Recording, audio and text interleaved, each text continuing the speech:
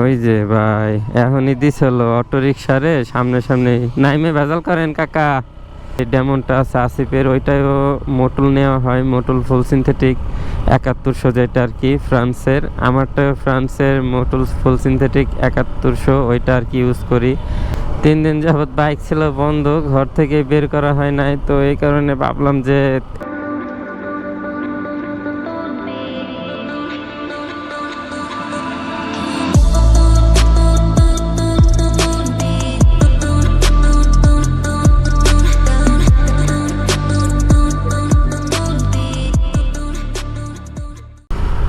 Hey everyone, this is your host Shaim Ahmed Shubho and welcome to my YouTube channel SK Vlogs. I hope guys আপনারা সবাই ভালো আছেন এবং আমিও ভালো আছি।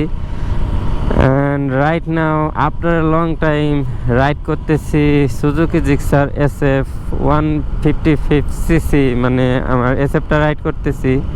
and এই বাইকটা নিয়ে বেরোইছি মূলত। আর অলমোস্ট 3 দিন বাইক বন্ধ থাকার পর আজকে ফার্স্ট বাইক নিয়ে বেরোইতেছি।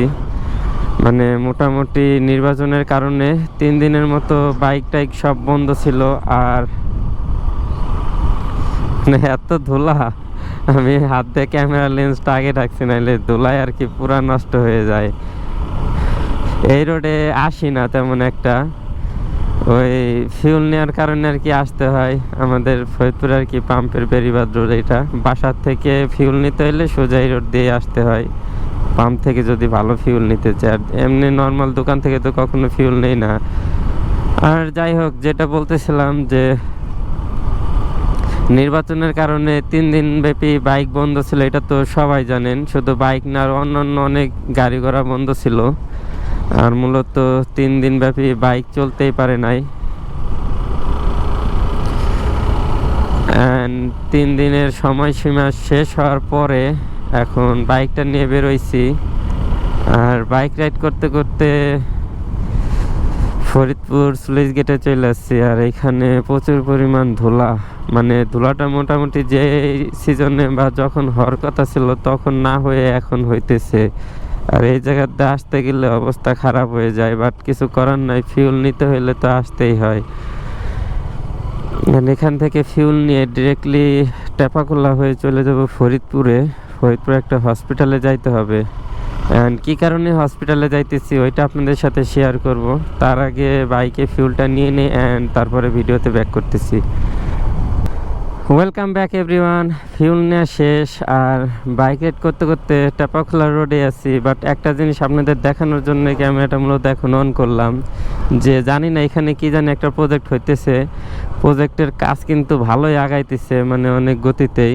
অ্যান্ড কী দেখি বানাইতেছে আসলে বুঝতে পারতেছি না। বাট তাদের এই কাজের জন্যে এখন এই পাম্পের এক রোডে ডাবল রোডে এখন সিঙ্গেল রোড করে দিছে, মানে সবাইরই এক সাইড দিয়ে যাওয়া আসা করতে হইতেছে। মোটামুটি পাম্প থেকে টেপাখোলা পর্যন্ত এখন এক লেনই হয়ে গেছে টোটাল রোড দিয়ে।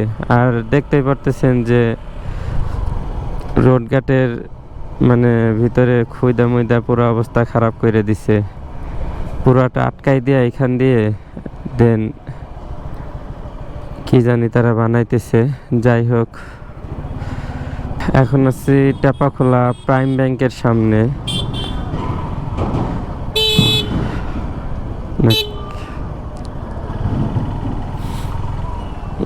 ওই যে ভাই এখনই দিছিল অটো রিক্সা রে, সামনে সামনে নাইমে ভেজাল করেন কাকা।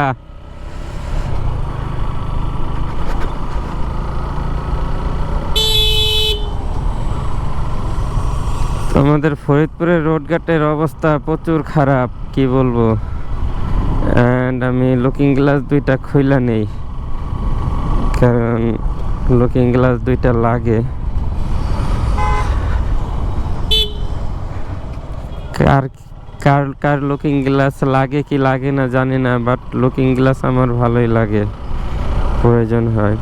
লুকিং গ্লাস ছাড়া বাইক চালানো খুব টাফ, কারণ সাইড দিয়ে কে কোথায় দেয় এসে ভরে দেয় বলা যায় না।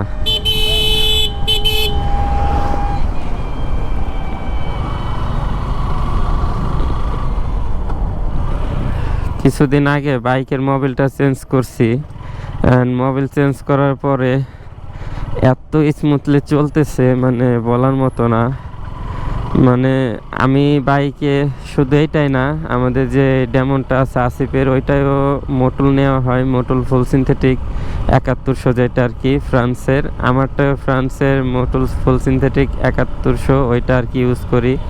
অ্যান্ড ভালোই চলে, আমি ভালো ফিডব্যাক পাই, গাড়ি খুব স্মুথলি রাইড করা যায়।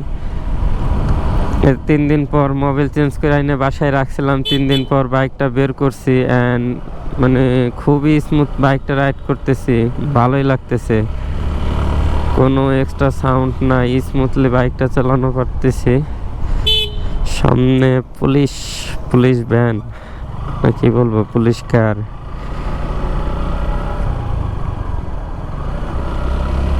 সাইডে দিতে চায় না, সবাই জমিদারি দেখায়।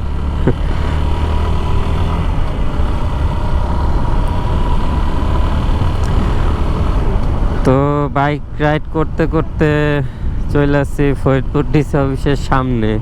অ্যান্ড এই আশাটা যদি আমি স্টেশন রোড হয়ে আসতাম তাহলে আমার এতটা আর কি ঘুরতে হইতো না এক্সট্রা পথ। দ্বিতীয়ত আমার ওই ধুলাবালিটা কম খাইতে হইতো, এত ধুলাবালিও খাইতে হইতো না। যাক, কিছু করার নাই, ফিউল ছাড়া তো আর বাইক চালানো পসিবল না, ফিউল তো নিতেই হবে।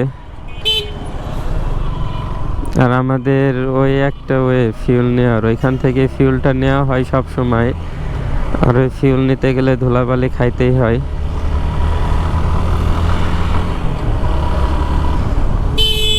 বাট একটা জিনিস বুঝলাম না, আপনারা সবাই কমেন্টে জানাবেন কি আপনাদের ওদিকেও কেমন হয়েছে কিনা। মানে নির্বাচন হইলো, নির্বাচন হওয়ার পরে একটু কেমন জানি শহরটা একটু গরম গরম হয়ে থাকে, বাট আমাদের এখানে নির্বাচন হওয়ার পরে মনে হইতেছে সব কিছু কেমন জানি স্তব্ধ হয়ে গেছে। মানে সব ঠান্ডা চারিদিকে, তেমন কিছুই প্রশাসন পুলিশ টুলিশ কিচ্ছু দেখতেছি না। আর কেমন জানি মানে সব ঠান্ডা ঠান্ডা লাগতেছে, মানে কোনো যে নির্বাচন হয়ে গেছে এর কোনো মানে ফিলই পাওয়া যাইতেছে না। অ্যান্ড এখান থেকে যাইতে হবে লেফটে। আর একটা জিনিস মাত্র খেয়াল করলাম, আমার মক্সিল লাইনটা অফ করা, আমি যে বামে ইন্ডিকেটার দিছি আমার ইন্ডিকেটারটা জ্বলতেছে না। অ্যান্ড এই যে হচ্ছে সেই হসপিটাল। তো বাইকটা এখানে পার্ক করব, সাথে নাজিমরে নিয়ে আসছি, ওরে বাইকের কাছে রাইখা দেন আমি উপরে যায় কাজটা সাইরা আসি।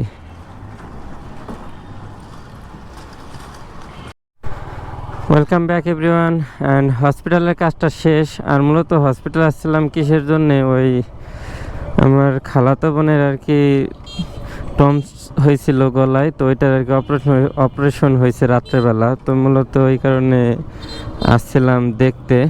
আর কিছু পেমেন্ট বাকি ছিল, ওইটাই দিতে আসলাম হসপিটালের। আর ওইটার পাশাপাশি বাসার জন্য কিছু ওষুধ নেওয়ার ছিল, ওইগুলো নিয়ে নিলাম। তো এই ছিল মূলত, এই কারণে আর কি শহরের ভিতরে ঢুকলাম।